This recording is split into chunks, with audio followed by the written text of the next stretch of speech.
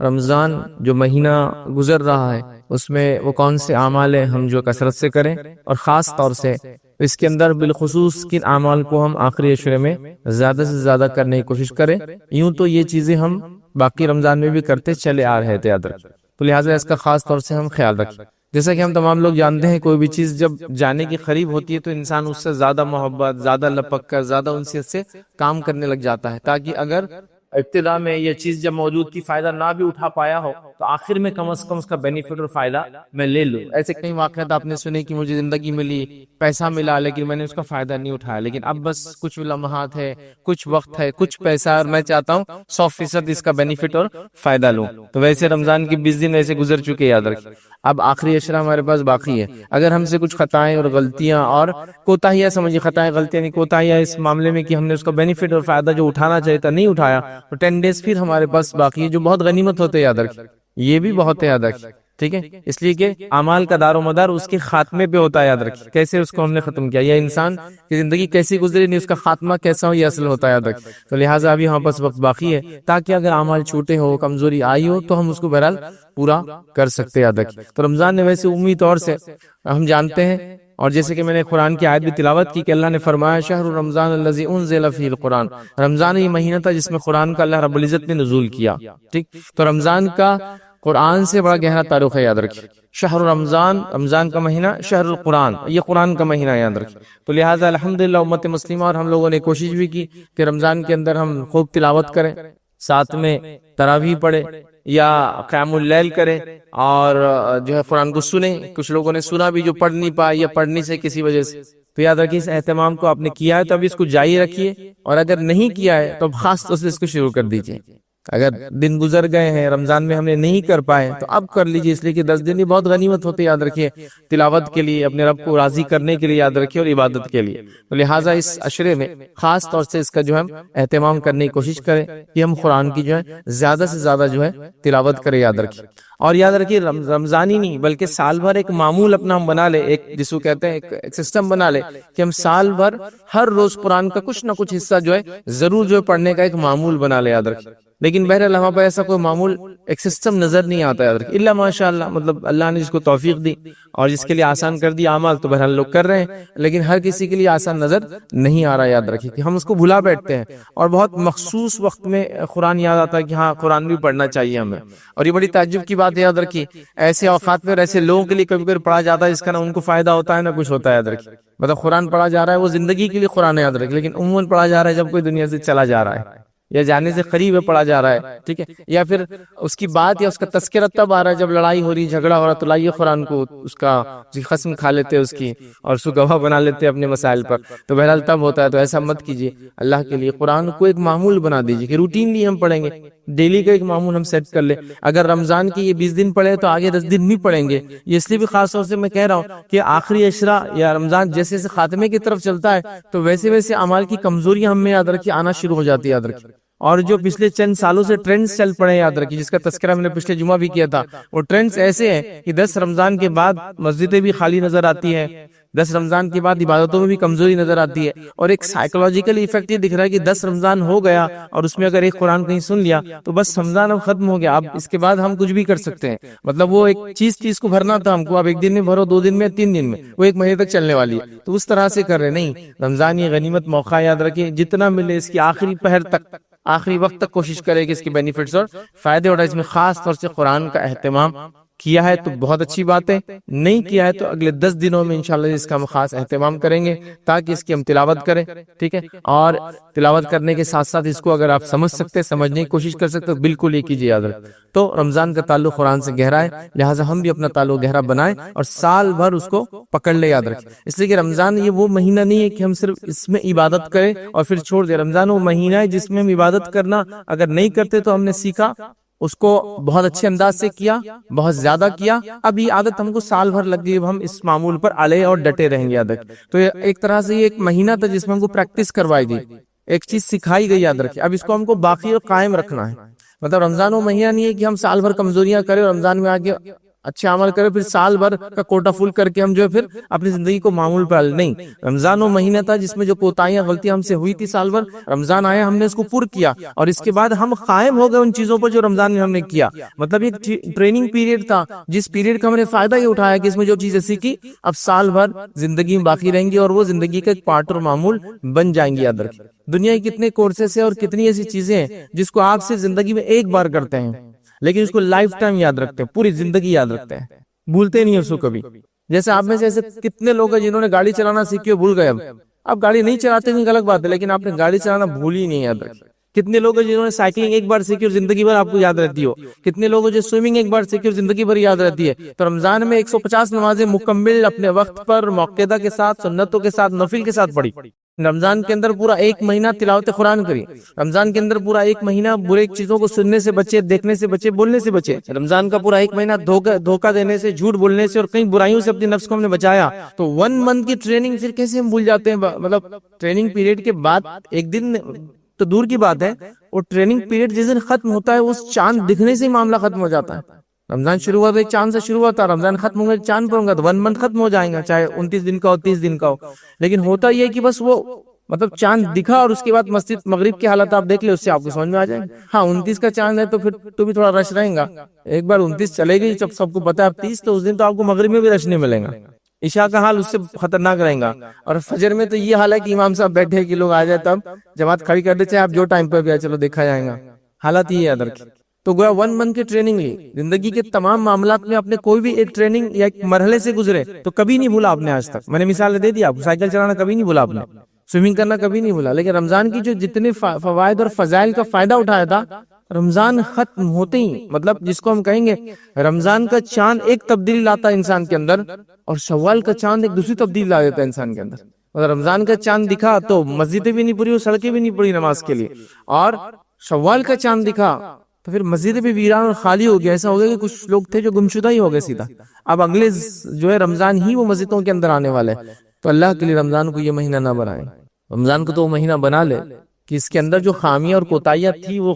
پر کر کے اب لائف ٹائم میں اس چیز اور ان عادتوں کا حامل رہوں گا کہ میں نمازیں فرض روزے رکھے تو نفل روزوں کی میں عادت رکھوں گا، خاص طور سے سوال کے روزے آئیں گے وہ. اس کے علاوہ نبی کریم صلی اللہ علیہ وسلم کی جو عادت مبارکہ تھی کہ آپ ہر ہفتے پیر اور جمعرات کا روزہ رکھتے ہیں، منڈے اور تھرسڈے کا روزہ رکھتے ہیں. اس کے علاوہ ایام 20 کے روزے رکھتے ہیں جو کہ مون کے اعتبار سے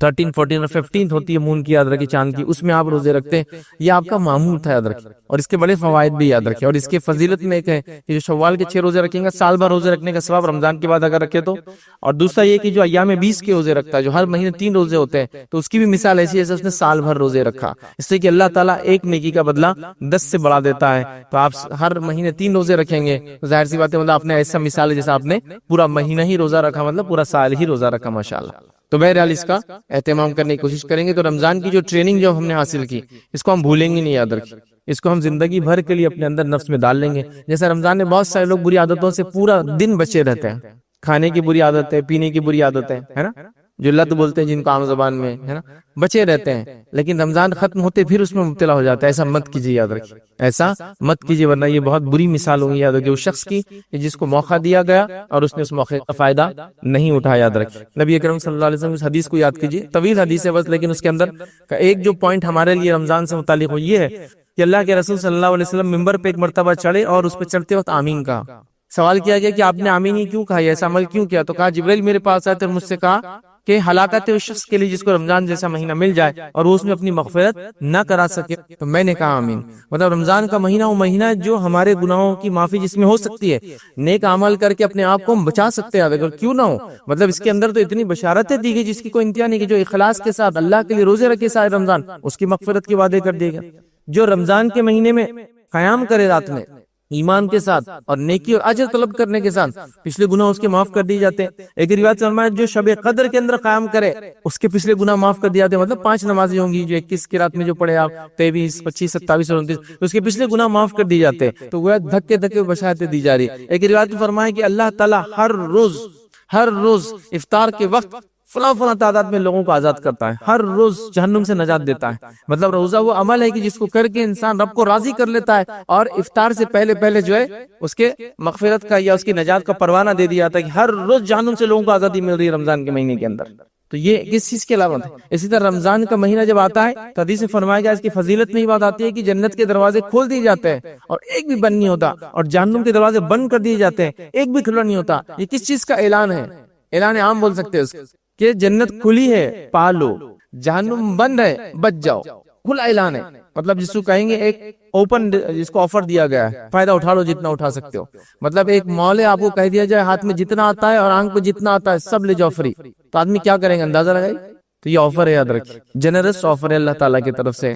اس کو ہم ضائع نہ کریں۔ تو تلاوت قرآن ہم نے دیکھی، روزوں کا ہم نے اہتمام کیا، آگے بھی ہم جو کرتے رہیں گے۔ روزوں میں کوئی کوتاہی اگر ہو رہی ہے تو ہم کو بچنے کی ضرورت ہے، اس لیے کہ روزے کے اندر انسان جھوٹ بولنا اگر نہ چھوڑے، دھوکہ دینا نہ چھوڑے، چغلی نہ چھوڑے، غیبت نہ چھوڑے، برائی نہ چھوڑے، بری چیز سننا اور دیکھنا نہ چھوڑے، تو اس کو روزے کا فائدہ نہیں ملتا ہے، یاد رکھیے، اس کو روزے کا بینیفٹ نہیں ملتا۔ ہاں، اس کی فاسٹنگ ہو جاتی ہے، مطلب ایک اٹینڈنس تو ہوگی اس کی، لیکن اس کو بینیفٹ جو ملنا چاہیے تھے فاسٹنگ کے، پھر وہ بینیفٹ روزہ رکھنے کے نہیں ملتے۔ بلکہ اللہ کے رسول نے تو فرمایا کہ جو شخص رمضان میں روزہ رکھے، جھوٹ بولنا نہ چھوڑے، ٹھیک ہے، تو اللہ تعالیٰ کو کوئی حاجت نہیں کہ ایسا انسان بھوکا اور پیاسا رہے، ٹھیک۔ تو لہٰذا ہمیں چاہیے کہ ہم روزوں کو جو ہے اچھے سے گزارے، اور آنے والے 10 دن کے اندر بھی جو ہے خاص طور سے اس کا اہتمام کرے، اور روزے کے اندر وہ ساری چیزوں سے بچنے کی کوشش کرے، اس سے روزہ ضائع ہوتا ہے اور روزہ خراب ہوتا ہے۔ اسی طرح آخری عشرہ بہرحال آ چکا ہے، اور آخری عشرے کے اندر اس چیز کا خاص اہتمام کریں کہ خوب دعائیں کریں، خوب دعائیں کریں، یاد رکھیں۔ ویسے کوشش بھی ہونا چاہیے اور اس ساتھ دعا بھی ہونا چاہیے۔ اب کچھ چیزیں ایسی اس کی ہم کوشش کرتے ہیں، لیکن بہرحال وہ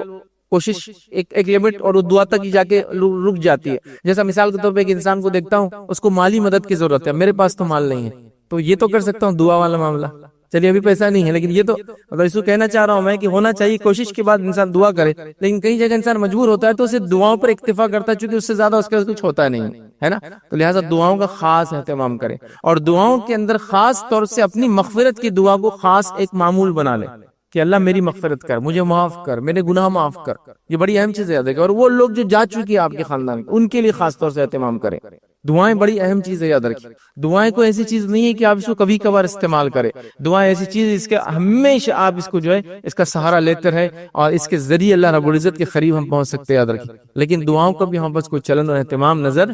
نہیں آتا، یاد رکھیں۔ یہ الگ بات ہے کہ نماز کے بعد باجماعت دعا کرنا سنت سے ثابت نہیں ہے، لیکن اس کا یہ معنی نہیں ہے کہ زندگی میں دعا کبھی کرنا ہی نہیں ہے۔ حالات ہی نظر آ رہے ہیں، زندگی میں کوئی دعا ہی نہیں ہو رہی ہے، ہاتھ ہی نہیں اٹھ رہا ہے، دعاؤں کا اہتمام کریں،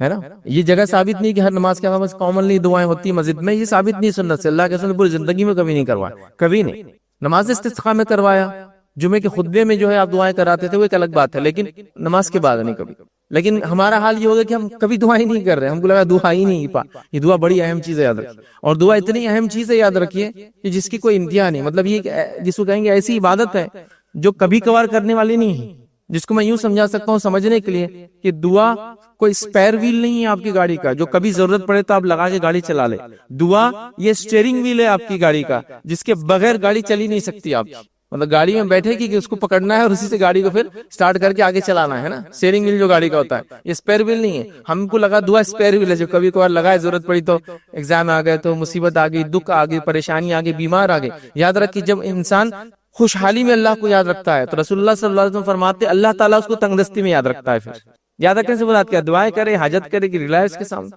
تو اللہ تعالیٰ اس کو تنگ دستی میں یاد کرتا ہے۔ اس کا معنی یہ بھی ہوا کہ انسان اگر صحت میں یاد رکھے اللہ تعالیٰ کو تو اللہ تعالیٰ اس کو بیماریوں میں بھی پھر یاد رکھتا ہے، ٹھیک ہے۔ تو یہ بڑی اہم بات ہے، یاد رکھیں۔ لیکن ہم نے دعاؤں کو یاد رکھیے چھوڑ دیا۔ تو رمضان کے مہینے میں خاص طور سے آخری عشرہ ہے، خوب دعاؤں کا اہتمام کریں، خوب دعاؤں کا اہتمام کریں۔ ویسے کچھ لوگ روایت بیان کرتے ہیں، لیکن یہ روایت صحیح نہیں ہے کہ پہلا عشرہ رحمت کا، دوسرا برکت کا، تیسرا مغفرت، صحیح نہیں ہے۔ لیکن رمضان کیونکہ خاتمے کی طرف جا رہا ہے تو اس کی انٹینسٹی اب بڑھ رہی ہے، یاد رکھیے، تو لہٰذا اس اعتبار سے کروں خوب دعائیں کیجیے۔ اور دعاؤں میں یہ دعا خاص ہے جو اپنے مغفرت کے لیے، جہنم سے نجات کے لیے، جنت کو پانے کے لیے، درجات کو بلند کرنے کے لیے، یہ بڑی اہم چیز ہے، یاد رکھیے۔ اور نبی اکرم صلی اللہ علیہ وسلم فرمایا کہ جو شخص 3 مرتبہ جہنم سے نجات مانگتا ہے تو جہنم اللہ سے کہتی ہے کہ اللہ اس کو نجات دے دے، مجھ سے پناہ دے دے اس کو۔ اور جو شخص 3 مرتبہ اللہ سے جنت کا سوال کرتا ہے تو جنت کہتی ہے اللہ اس کو مجھ میں بھیج دے۔ تو کیا کیجیے دعا، اللہم اسألک الجنۃ ونعوذ بک من النار، 3 بار پڑھیے اس کو۔ ٹھیک ہے، تو یہ ہم مانگ رہے اللہ تعالیٰ سے، تو دعائیں کیجیے، دعاؤں کا اہتمام کیجیے، اور خاص طور سے جو میں نے کہا نا، دعاؤں میں جو ہے اپنے آپ کو یاد رکھیں اور دعاؤں میں ساری امت کو یاد رکھیں۔ کوشش تو کرنا چاہیے جو کچھ ہم کر سکتے ہیں، لیکن کچھ جگہ یہ حالت نظر آ رہی ہے کہ اب دعا ہی ایک کوشش باقی رہ گئی ہمارے لیے، تو وہ کیجیے۔ امت کے دیکھیے حالات کس طرح سے چل رہے ہیں، آپ اگر خوش اپنے گھر میں صحت کے ساتھ ہے تو بڑی نعمت مل گئی آپ کو، بڑی نعمت مل گئی آپ کو۔ لوگوں کو دیکھیے بیماریوں سے پریشان ہے، امن و امان کی کمی سے پریشان ہے، لوگوں کے ظلم و زیادتی سے پریشان ہے، اور مالی کمی سے پریشان ہے۔ غربت کا یہ حال ہے کہ لوگوں کے پاس کھانے کے لیے نہیں، اللہ نے ہم تمام کو سبز دیا، تو ہم یاد رکھیں اپنے آپ کو اور ان لوگوں کو جو اس چیز سے محروم ہیں یا جو آزمائش اور ٹیسٹ سے گزر رہے ہیں، ان کو بھی اپنی دعا میں یاد رکھیں، اور اس کے بعد جو کر سکتے وہ کریں۔ اسی طرح رمضان کا آخری عشرہ ہے، تو خاص طور سے میں گزارش کروں گا کہ صدقات اور خیرات کا اہتمام کریں، یہ بڑی اہم چیزیں یاد رکھیں، صدقات اور خیرات۔ لیکن ہمارے پاس حالت یہ ہے کہ جیسے جیسے عشرہ آگے بڑھتا جاتا ہے صدقات اور خیرات کی کمی ہوتی جاتی ہے۔ ریزن یہ کہ ہم لوگوں نے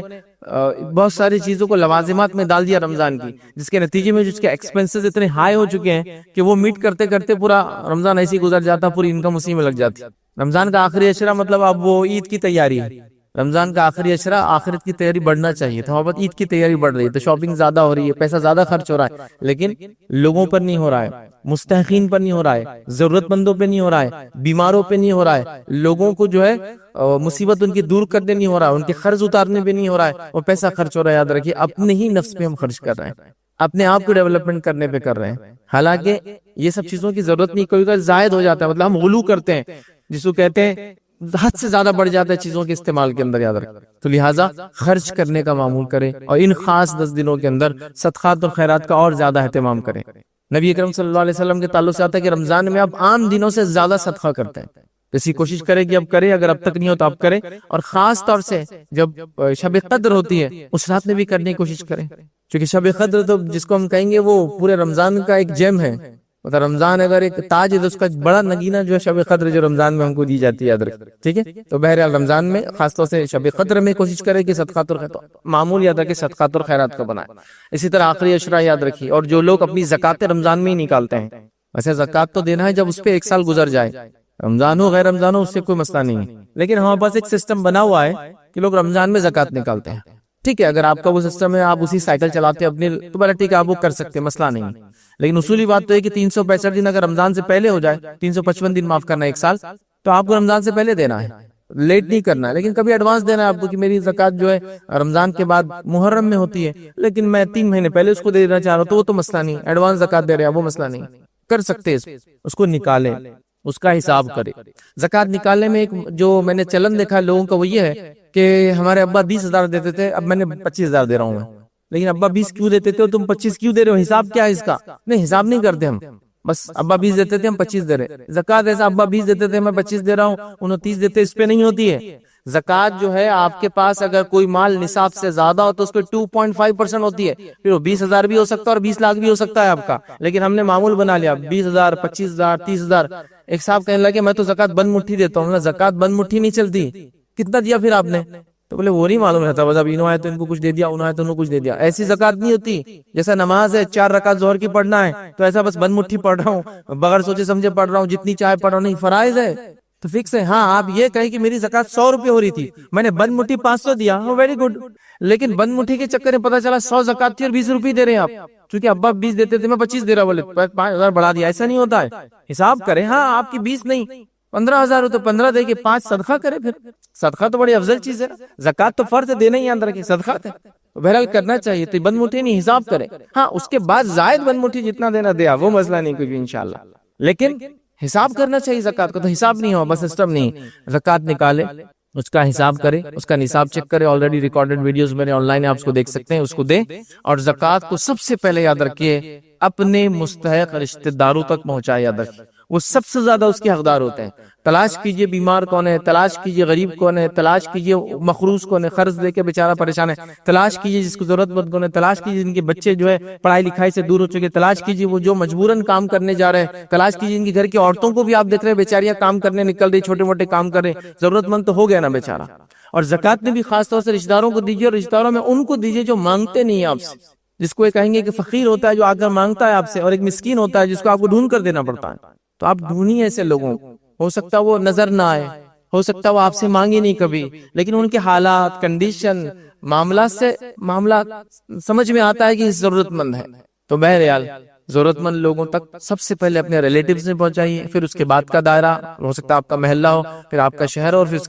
کے بعد دائرہ یہ ہو۔ نبی اکرم صلی اللہ علیہ وسلم کے زمانے میں یہی معاملہ ہوتا تھا، زکوٰۃ اس شہر کے مالدار لوگوں سے لی جاتی تھی اور وہیں کی غریبوں میں تقسیم کی جاتی تھی ادھر، تو لہٰذا اس میں سب سے پہلے آپ کے مستحق رشتہ دار ہوتے ہیں اور باقی دیگر لوگ ہوتے ہیں ادھر۔ کوشش کریں کہ اگر آپ لوگ تھوڑا حساب کتاب رکھیں کہ میں میرے 5 رشتہ دار ہیں جو زکوٰۃ کے مستحق ہیں، ہے نا، اور میری زکوٰۃ نکل رہی ہے 100 روپیہ، اور اگر میں 5 کو 20 روپے نہ دیتے ہوئے اگر ڈسکس کروں اور کچھ لوگوں کو ابھی 5 دے دوں اور ایک آدمی کو تھوڑا زیادہ دے کر ایک روزگار سے لگا دیتا ہوں تاکہ یہ فہرست سے نکل جاتا ہے، تو اگلے سالوں میں دوسروں سے وعدہ کرتا ہوں کہ پھر اگلے سال کی میں تم کو دیتا ہوں، تاکہ ایک ایک کر کے لوگ فہرست سے نکلتے جائے۔ یہ سب سے اچھا طریقہ ہوگا کہ زکوٰۃ نے وہ کام کیا جس سے اس کا مقصد تھا کہ غربت کو دنیا سے دور کر دینا، غربت کو مسلمانوں سے دور کر دینا، لیکن ہم کیا کریں، 100 روپے میری زکوٰۃ نکل رہی ہے، 20 لوگوں کو 5 روپے دے رہے، کسی کا بھی مسئلہ حل نہیں ہوتا، اس کے اندر کسی کو بھی اس کا جو ہے بینیفٹ نہیں ہو رہا ہے، 5 روپے سب میں بڑھ جا رہے، عید ہو جا رہی ہے، کپڑے لے لے رہے، معاملہ ختم، پھر اگلے سال کھڑا ہے زکوٰۃ، پھر آپ اگلے سال اس کو 5 دے رہے اور غیر رشتہ داروں کو 5 دے رہے، سب کو 5 دے رہے، پھر وہ لوگ کھڑے ہیں، تو کیا کیجئے، اس کو حساب کیجئے، طے کیجئے کہ بھائی فلاں ایک صاحب ہے، میری 100 روپے زکوٰۃ نکلتی ہے، ایک سیکنڈ ہینڈ آٹو رکشہ آ جاتا ہے 80 روپے میں، تو میں کیا کرتا ہوں، اس بھائی کو اب ڈسکس کرتا ہوں، 4 کو بولتا ہوں کہ یہ سال آپ کو نہیں، پہلے ان کی مدد کر دیتا ہوں، یا 2 کی ایک ساتھ کر سکتا ہوں، اتنی زکوٰۃ آپ کی تو ماشاءاللہ میں تم دونوں کو فلاں 200 میری زکوٰۃ روپے نکل رہی ہے، چلو دونوں کو میں کرتا ہوں، تو 2 لوگوں کو روزگار سے لگا دیا۔ زکوٰۃ کے مانگنے والے لوگوں کی فہرست میں سے 2 لوگوں کو آپ نے ہمیشہ کے لیے کٹ کر دیا، اب 3 بچے ہیں، اگلے سالوں کی زکوٰۃ آپ کو پھر مدد کریں گے، تو زکوٰۃ کو اس طرح سے دینے کی کوشش کیجیے، ٹھیک ہے۔ ہمارے پاس کوئی سینٹرلائز سسٹم نہیں ہے کہ زکوٰۃ جمع ہو پھر ڈسبرس کی جائے، جو نبی اکرم صلی اللہ علیہ وسلم کے زمانے میں ہوتا بیت المال تھا، اور اتنی زکوٰۃیں جمع کر کے دی جاتی کہ اس میں آدمی کا وہ مسئلہ حل کر دیا جاتا تھا، ٹھیک ہے، ابھی ممکن نہیں ہے، لیکن کم از کم ہر فیملی ممبر تو یہ کر سکتا ہے جو ذمہ دار ہے، ہم لوگ کم از کم اپنے فیملی کے لوگوں کو آئیڈینٹیفائی کریں، اس سال زکوٰۃ جمع کرے اپنی اور اس آدمی کو نکال دے اس فہرست، تو کم از کم مانگنے والے زکوٰۃ کو لینے والے کم تو ہوں گے، یہاں زکوٰتیں دی جا رہی ہے، صدیوں سے دی جا رہی ہے، مانگنے والے کم ہی نہیں، مطلب ایک آدمی تھا وہ میرے دادا کے پاس بھی آتا تھا اور زکوٰۃ لیتا تھا، اس کا بیٹا میرے والد کے پاس آ کے لے رہا ہے، اس کا پوتا میرے پاس آ کے لے رہا ہے، تو پھر زکوٰۃ کا فائدہ کیا؟ 3 جنریشن سے وہ زکوٰۃ لے رہے ہیں اور آج تک زکوٰۃ ہی لے رہے ہیں بیچارے، تو زکوٰۃ کا بینیفٹ کہاں ہوا؟ تو اللہ کے لیے زکوٰۃ کو نکالیے اور اپنے رشتہ داروں سے اس کو دینا شروع کیجیے، یاد رکھیں، اور بہت سارے لوگ ہیں جو آپ پائیں گے اپنے طرف، ان سے آپ شروع کیجیے، پھر اس کے بعد آگے بڑھنے کی جو ہم جو کوشش کریں، چونکہ زکوٰۃ کا معاملہ تھا اور آخری اشرا ہے، تقریباً لوگ اب بس نکالنے کے لیے بس وہ رہتا ہے کہ زکوٰۃ تقریباً کچھ تو پہلے نکال دیتے ہیں، کچھ لوگ نکال رہے ہیں، یاد رکھیں۔ زکوٰۃ میں اس چیز کا خیال رکھیں کہ جب نصاب آپ کرتے ہیں کسی چیز کا اور نصاب کو پہنچ جاتی ہے، تو زکوٰۃ جس دن آپ پہ واجب ہوئی تھی، جس دن آپ نکال رہے ہیں، اس دن کے حساب سے ان چیزوں کی قیمتیں ہوں گی اور اس پر آپ اس کی زکوٰۃ دیں گے۔ اس بار بہت ساری بار آتا ہے، لوگ پوچھتے ہیں اور آج کل زیادہ پوچھ رہے ہیں، شاید سونے کا قیمت بڑھتے جا رہی ہے، آسمان کو چھو رہی ہے، تو جس وقت لیے تھے وہ قیمت سے دے یا آج جو قیمت چل رہی وہ دیں؟ دیکھیے، جس وقت لیے تھے اس قیمت سے نہیں دینا ہے آپ کو، آج جو قیمت چل رہی ہے، اللہ نے آج برکت دے دی نا اس میں، تو پھر آپ کیوں چاہتے ہیں کہ واپس آپ ریورس لے جائیں اپنی برکت کو؟ تو آج کے حساب سے آپ کو دینا پڑے گا، تو آپ جو بھی 85، 86، 87 ہزار روپے کا یہ پیور کا یاد رکھیے قیمت اور دام ہے، اس کے حساب سے دینا ہے یاد رکھیے۔ تو بیچنے کی چیزوں کے اوپر یاد رکھیے، دیگر سٹاکس ہوتے وغیرہ ان چیزوں کے اوپر بھی یاد رکھیے، اس چیز کو ذہن میں رکھنا ہے۔ اس کے ساتھ ایک چیز اور بتا دوں، بہت سے لوگ جو تجارت کرتے ہیں وہ یہ سوال کرتے ہیں کہ مال جو تجارت کا ہوتا ہے اس کے سیلنگ پرائس پر زکوٰۃ ہے یا اس کی کاسٹ پرائس پر، جس لینڈنگ پرائس، مطلب میں نے جتنے میں لایا اس پہ زکوٰۃ دوں، جیسا میں نے 100 روپے کا مال لایا لیکن یہ بکتا 120 روپے میں، یہ میرا سیل پرائس ہے، تو زکوٰۃ 120 پر ہے، 100 پر نہیں، چونکہ یہ آپ کا اتنا پیسہ آنے والا ہے نا، تو مال آپ کا ہوا 120 کا، نہ کہ 100 روپے کا، تو لینڈنگ کاسٹ نہیں، سیلنگ کاسٹ کے اوپر یا جو دام میں بکتا ہے اس اعتبار سے آپ کو اس کا اماؤنٹ اور پیسہ یاد رکھیے اس میں دینا ہے، یاد رکھیے۔ تو زکوٰۃ نکالیے،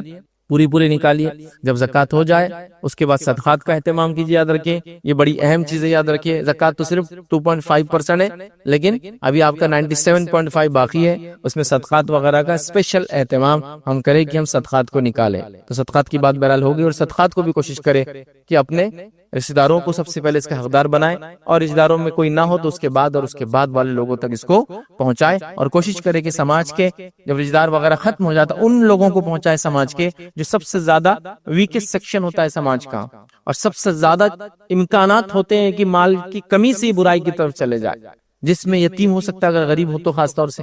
بیوہ عورت ہو سکتی ہے اگر اس کے پاس پیسہ نہ ہو، اس کے ساتھ بچے وغیرہ ہو تو برائی کی طرف جانے کے امکانات زیادہ ہے، تو یہ مستحق ہوتے ہیں تو ان کو تلاش کرے اور ان تک اپنے صدقات اور زکوٰۃ کو خاص طور سے پہنچائے۔ اسی طرح رمضان کا مہینہ ہے اور آخری عشرے کی ہم بات کر رہے ہیں اور شب قدر کی بات نہ ہو تو ہو ہی نہیں سکتا۔ ایسا میں نے کہا شب قدر ایک کراؤن کے اندر جیسا ایک جم بڑا ایک نگینہ ہوتا ہے، شب قدر رمضان کی ویسی خصوصیت ہے، یاد رکھیے۔ اب اس یہ کیوں دی گئی اس کی حکمت کو آپ سمجھنے کی کوشش کریں، جس کے تعلق سے کچھ روایتیں آتی ہیں جو تفسیر کے اندر آپ کو ملیں گی، یاد رکھیے۔ جس کے تعلق سے ایک واقعہ ایسا آتا ہے کہ صحابہ کے سامنے ایک واقعہ سنایا گیا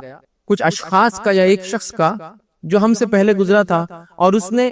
لگاتار 80 سال تک اللہ کے لیے نماز قائم کی، لگاتار 80 سال تک وہ اللہ تعالیٰ سے توبہ اور استغفار کرتا رہا، لگاتار 80 سال تک اس نے فلاں عمل کیے۔ تو صحابہ نے جب یہ باتیں سنی تو ان کو رشک آیا کہ اللہ کے رسول صلی اللہ علیہ وسلم، یہ پچھلی امتوں کی زندگیاں لمبی تھی تو یہ 80 سال تک نماز پڑھ رہا ہے، 80 سال تک توبہ کر رہا ہے، 80 سال تک فلاں عمل کر رہا ہے، ہماری تو لائف سپین بڑی چھوٹی چھوٹی ہے، تو ہم کو تو یہ چانس ہی نہیں ملے گا نا 80 ایئرس کا بینیفٹ لینے کے لیے۔ ایک انسان کی زندگی 1000 سال ہو اور اس میں سے 80 سال تک نماز پڑھے، 80 سال تک توبہ کرے تو ہو سکتا ہے، بٹ ایک انسان کی زندگی 80 سال ہی نہیں جاتی ہے تو کیسے وہ ثواب پائیں گا؟ تو یہ بتائی جاتی ہے حکمت جو مفسرین نے لکھا ہے کہ کیوں یہ رات ہم کو جو دی گئی، اس کی وجوہات میں سے ایک وجہ یہ بھی ہو سکتی ہے۔ تو یہ رات نبی اکرم صلی اللہ علیہ وسلم کو دے دی گئی اور یہ رات بتا دی گئی اور نبی اکرم صلی اللہ علیہ وسلم سے تاریخ کو بتا دی گئی۔ ابھی تو ہم جو کرتے ہیں 21 23 25 27 اور 29 21 23 25 27 اور 29 میں سے ایک منا رہے، لیکن نبی اکرم صلی اللہ علیہ وسلم کو ڈاٹ اس کی ڈیٹ بتا دی گئی تھی کہ یہ تاریخ پر ہے، اور حدیث میں یہ الفاظ ہے کہ نبی اکرم صلی اللہ علیہ وسلم اس کی تاریخ کو لے کر نکلے تاکہ صحابہ کو میں بتا دوں کہ تاریخ کیا ہے شب قدر۔ لیکن ہوا یہ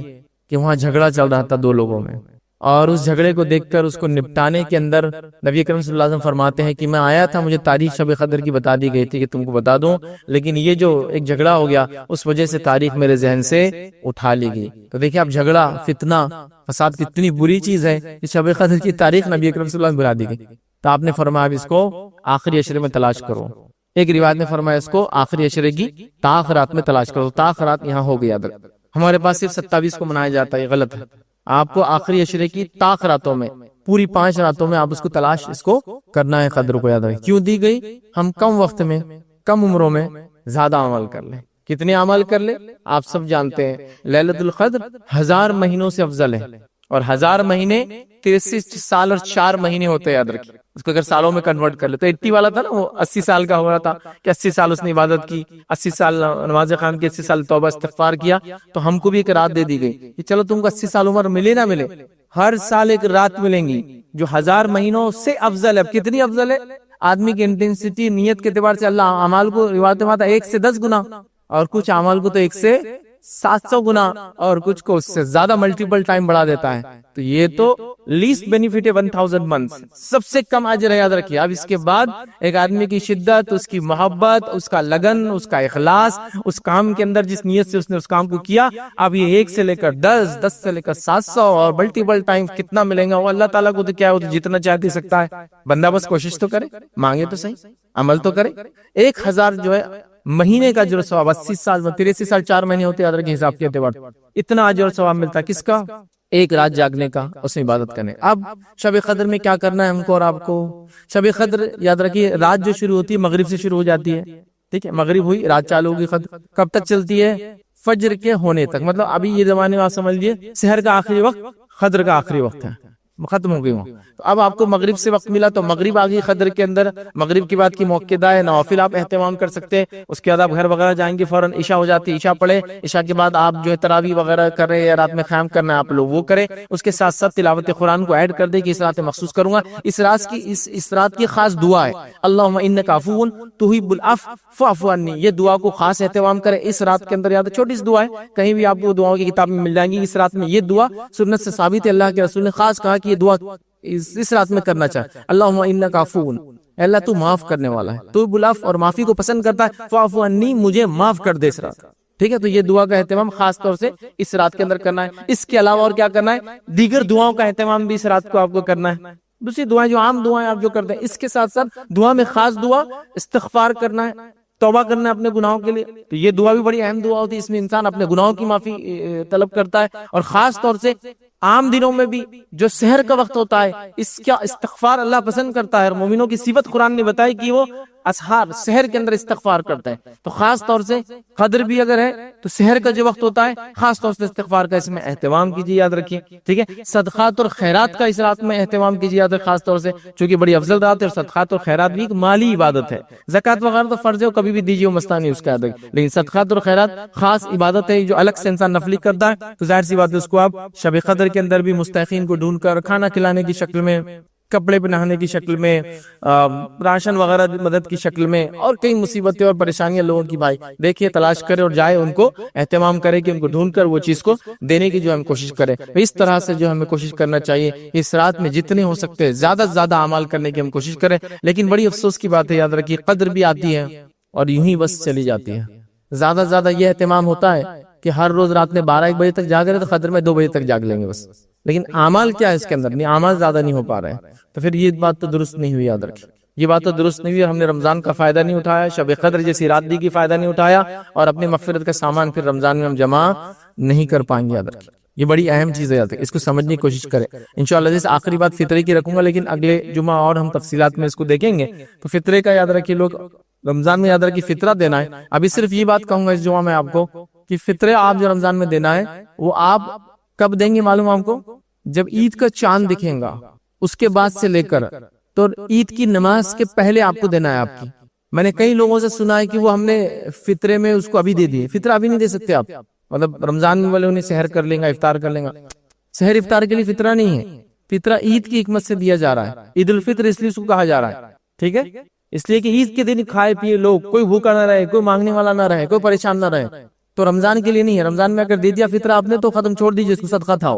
فطرہ دیا جاتا ہے صرف عید کی چاند دکھنے کے بعد سے لے کر آپ کی نماز سے پہلے. آپ نے اگر نماز پڑھ لی عید کی تو اس کے بعد فطرہ نہیں ہوتا, پھر صدقہ ہو جاتا ہو, فائدہ نہیں ہوا آپ کو. تو عید کی نماز سے, آپ کی عید کی نماز سے پہلے تو اپنے رشتہ داروں کو, دوستوں کو, محلے میں کچھ لوگ ہیں جو مستحق ہیں ان کو ڈھونڈ کے رکھیے, ذہن میں رکھیے, عید کا چاند دیکھا دے دیجیے. ہاں اگر کوئی کلیکٹ کر رہا ہے, جمع کر رہا ہے, جیسا کہ کوئی مسجد, کوئی مدرسہ, کوئی چیریٹیبل آرگنائزیشن جمع کر کے ڈسبرس کرے تو ایڈوانس دینے میں کوئی حرج نہیں. لیکن ان کا بھی کام ہے وہ عید کی نماز چاند دیکھنے کے بعد سے اس کو ڈسبرس کرے اور نماز سے پہلے اس کو دے. ان کا بھی کام یہ طے کرے, وہ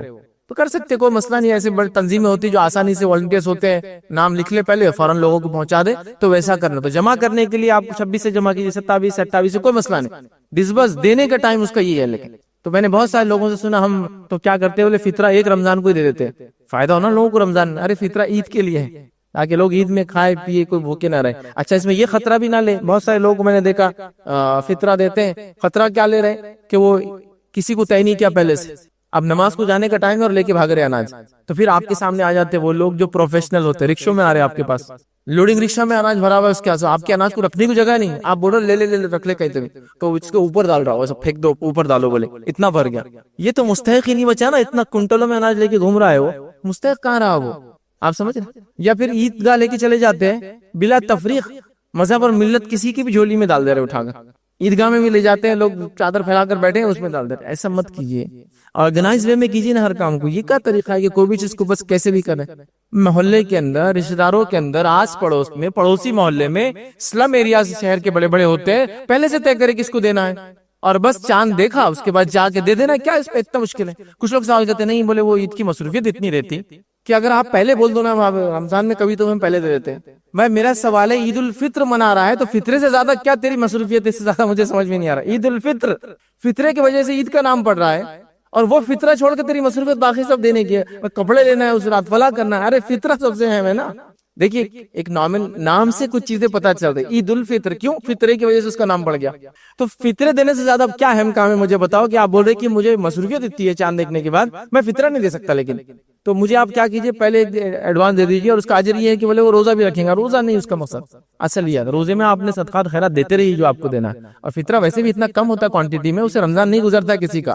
ایک آدھ آدمی بھی ہو تو 2.5 کلو اناج ہوتا ہے صرف, اور جس کوالٹی کا اور جس ٹائپ کا اناج ہم دے رہے تو اللہ ہی رحم کرے بس ہمارے اوپر. تو فطرے کا اناج بول کے وہ سب سے ٹوٹا ہوا اناج, خراب اناج, گرا ہوا اناج,